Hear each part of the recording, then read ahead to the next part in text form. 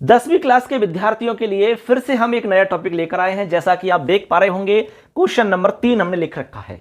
इसका मतलब है कि जो बोर्ड का पेपर आपका आएगा, उस बोर्ड के पेपर में 3 नंबर पर यह क्वेश्चन आएगा।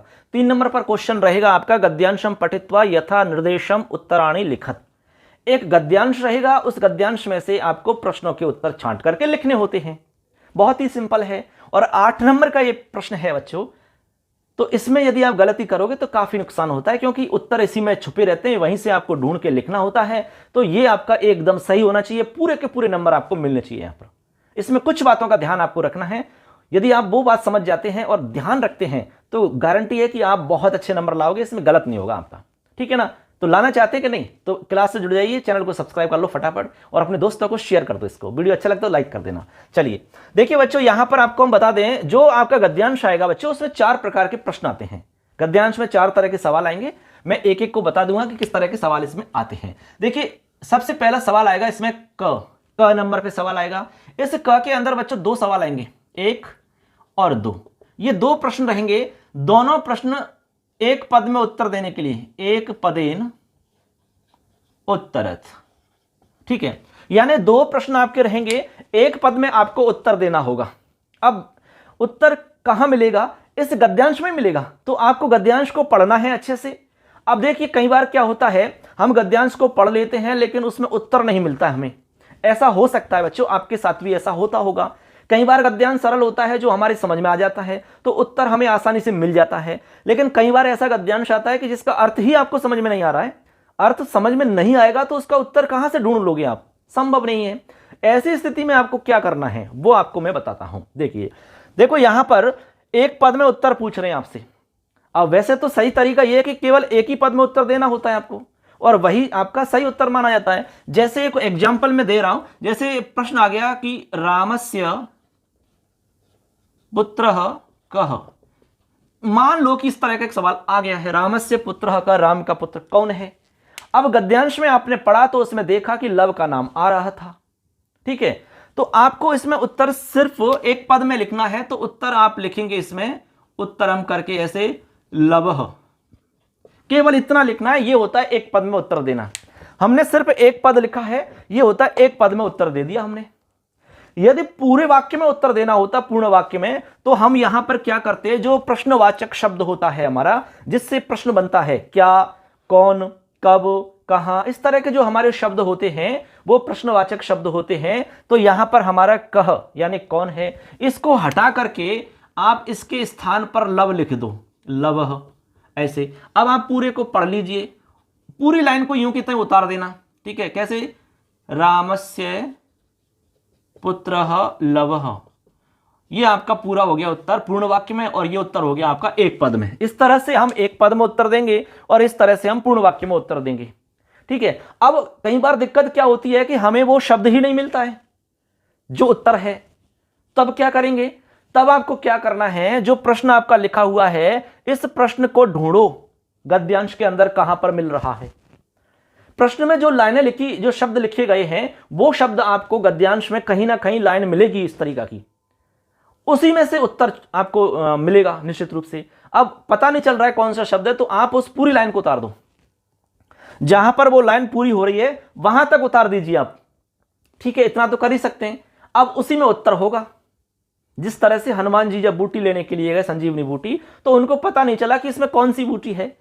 तो उन्होंने क्या किया, उन्होंने पूरे के पूरे उस पहाड़ को या पर्वत को उठाकर ले आए, हाथ पर रख करके पूरे पर्वत को ले आए। उन्होंने कहा, सोचा कि भाई वैद्य जी हैं वहां पर, अपने आप छांट लेंगे इसमें से। तो इस तरह की यदि दिक्कत आपके सामने आती है तो आप पूरी लाइन को उतार दीजिए, गुरुजी अपने आप देख लेंगे कि इसमें कौन सा उत्तर है। यह तब करना है जब आपको समझ में नहीं आ रहा है। ऐसा नहीं कि सर ने बताया तो हम तो ऐसा ही करेंगे, ऐसा नहीं है। ये लास्ट ऑप्शन है बच्चों।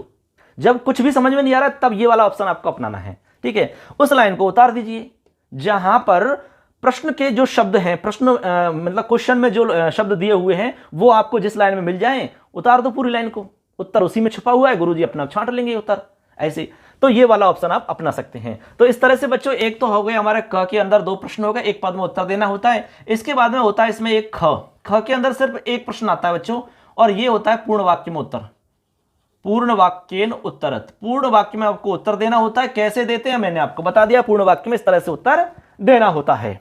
ठीक है, अब इसमें तो पूरी लाइन उतार दीजिए, कोई दिक्कत ही नहीं है, गद्यांश में जो लाइन मिलेगी उसको उतार देना है आपको ऐसे। इसके बाद में ग, क ख ग, इसमें क्या आता है? समुचित शीर्षकम, समुचितम शीर्षकम लिखत, ये हमारा एक तीसरा सवाल इसमें रहता है। अब देखिए यहां पर शीर्षक हमें लिखना है, कई बच्चे शीर्षक को भी गलत लिख देते हैं। अब शीर्षक का कैसे पता लगेगा कि इसमें कौन सा शीर्षक होगा? तो इसके लिए क्या करना है, गद्यांश को पूरे को पढ़ना है एक बार। उस गद्यांश में जो शब्द बार बार आ रहा है, जिस शब्द की आवृत्ति बार बार हो रही है, जो रिपीट होके बार बार शब्द आ रहा है, जैसे आपने पढ़ा उसमें लिख रहा है पर्यावरण, पर्यावरण संरक्षणम, पर्यावरण प्रदूषणम, पर्यावरण के बारे में बार बार उसमें दिखाई दे रहा है, पर्यावरण के बारे में बार बार उसमें आ रहा है, या फिर भारतीय संस्कृति के बारे में बार बार आ रहा है, संस्कृत भाषा के बारे में बार बार उसमें आ रहा है, रिपीटेशन हो रहा है, तो समझ जाना कि संस्कृत भाषा ही इसका मुख्य विषय है, भारतीय संस्कृति ही इसका मुख्य विषय है। पर्यावरण बार बार आ रहा है तो समझ जाना पर्यावरण संरक्षण इसका मुख्य विषय है। ऐसे आप समझ जाना, पूरे को पढ़ लेना। जो शब्द बार बार आ रहा है, कई बार आएगा वो शब्द, सबसे ज्यादा बार शब्द आ रहा है तो समझ जाना यही इसका मुख्य विषय होगा, यही इसका शीर्षक होगा, इसी के विषय में इस पूरे गद्यांश में दिया हुआ है, ये आपको क्लियर हो जाएगा। तो ऐसे शीर्षक आप लिख सकते हैं, कोई दिक्कत नहीं है। अब इसके बाद में एक आता है घ लास्ट। इसके अंदर बच्चों 3 सवाल आएंगे आपके, घ के अंदर 3 सवाल आते हैं और ये होते हैं भाषिक कार्य के, भाषिक कार्य ऐसे आप समझ सकते हैं। जो घ है आपका भाषिक कार्य से रिलेटेड होगा। इसमें 3 सवाल आएंगे। एक सवाल तो इसमें आता है विशेषण पद छांटने के लिए, विशेषण पद आपको छांटना होता है। जैसे कि एक उदाहरण हम लिखते हैं, स्वच्छम भारतम। अब ये एक वाक्य है स्वच्छम भारतम, यहां पर आपको करना क्या है, विशेषण पद लिखना है। क्या लिखना है, विशेषण पद। अब देखो यहां पर विशेषण पद क्या होगा, पहले तो बच्चों ये बताइए आप विशेषण पद जानते हो क्या? नहीं जानते तो सुन लो। विशेषण पद वो होता है जो किसी की विशेषता होती है, किसी का गुण होता है। जैसे हमने कहा कि भारत, हमने कहा कि स्वच्छ भारत, तो स्वच्छता यहां पर एक उसका गुण है, उसकी एक विशेषता है। हमने कहा कपड़ा, हमने कहा पीला कपड़ा, तो पीला जो है ये कपड़े की विशेषता है। हमने कहा आदमी, हमने कहा लंबा आदमी, तो लंबा जो है ये उसका विशेषण है, ये उसका गुण है। हमने कहा कि गाय, ठीक है, यहां कोई विशेषण नहीं है। हमने कहा काली गाय, तो काली विशेषण हो गया यहां पर। इस तरह से जो भी उसकी विशेषता है, जो उसका गुण है, वही विशेषण होता है। ठीक है ना। तो यहां पर भारत देश के बारे में कह रहे हैं कि स्वच्छ, तो सिंपल है, यहां पर ये वाला शब्द आपका विशेषण हो जाएगा स्वच्छ। स्वच्छम जो पद है ये हमारा विशेषण पद हो जाएगा बच्चों, और ये हमारा विशेष्य है। जिसके बारे में विशेषण होता है ना, वो विशेष्य होता है। जो विशेषता होती है, जो गुण होता है, वो विशेषण होता है। तो स्वच्छम भारतम में स्वच्छम पद क्या होगा बच्चों, विशेषण पद होगा। ऐसे आपको एक सवाल करना होगा, आराम से छांट सकते हो, कोई इसमें बड़ा इशू नहीं है। नंबर 2 पे इसमें क्या आता है, पर्यायवाची यानी पर्याय पदम। पर्याय पदम आपसे पूछा जा सकता है, जैसे मान लो अधुना लिखा हुआ है, अधुना का पर्यायवाची छांटना है, कहां से, गद्यांश में से, यानी इसका उत्तर गद्यांश में से ही छांटना होता है, मर्जी से लिखना नहीं है, गद्यांश में मिलेगा जरूर। तो अब देखो जैसे अधुना है, तो अधुना का आप यदि पर्यायवाची ढूंढोगे तो आपको एक शब्द मिलेगा सांप्रतम, मिल जाएगा आपको। ठीक है ना, ढूंढ लो, उसको लिख दीजिए, उत्तर हो गया। इसमें एक लास्ट और आता है, एक सवाल और रहता है लास्ट, वो रहता है क्रियापदस्य कर्तृपदम। क्रियापदस्य कर्तृपदम लिखत। देखो यानी क्रियापद का कर्ता पद लिखना है, यानी क्रियापद जो है उसका कर्ता बताना है, या फिर आपसे क्रिया भी पूछ सकते हैं या फिर आपसे कर्ता भी पूछ सकते हैं। दोनों में से कुछ भी आपसे पूछा जा सकता है। जैसे एक उदाहरण में यहां पर लिख रहा हूं समझाने के लिए, उससे आपको समझ में आ जाएगा। जैसे लिखा है हमने, वयम पर्यावरण संरक्षणार्थम, पर्यावरण संरक्षणार्थम, ठीक है, प्रयत्नम कुर्मः। देखो वयम यानी हम सबको पर्यावरण संरक्षण के लिए प्रयत्न करना चाहिए, या हम प्रयत्न करते हैं। ठीक है, अब इसमें क्या है, आपसे पूछा जा रहा है कि भाई इसमें क्रियापद क्या है, कुर्मः, इसका कर्ता बताना है। इसका आपको क्या बताना है, कर्ता पद। तो कर्ता पद बताइए कौन सा होगा? वयम कर्ता पद है और कुर्मः क्रियापद है। आपसे क्रियापद पूछें तो कुर्मः लिखना है और कर्ता पद पूछें तो वयम लिखना है। ये तो हो गया कर्ता और ये हो गया क्रिया।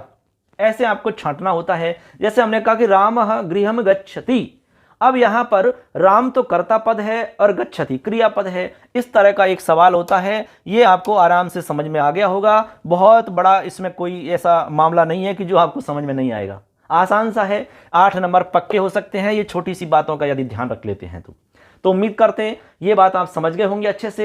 वीडियो अच्छी लगती है तो लाइक जरूर कर देना और अपने दोस्तों को शेयर करना, उनको भी समझ में आ जाएगा यार, कोई दिक्कत नहीं है। और चैनल को सब्सक्राइब करके तो जाना ही है, क्योंकि उसमें तो कोई पैसा लग नहीं रहा, आपका फ्री का काम है, छोटा सा काम है। क्योंकि आगे भी आपको बहुत कुछ मिलेगा इस चैनल पर।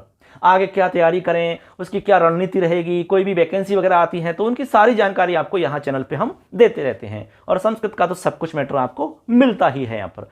तो इसमें कंप्लीट हो गया बच्चों, अच्छे से समझ लो इसको। देख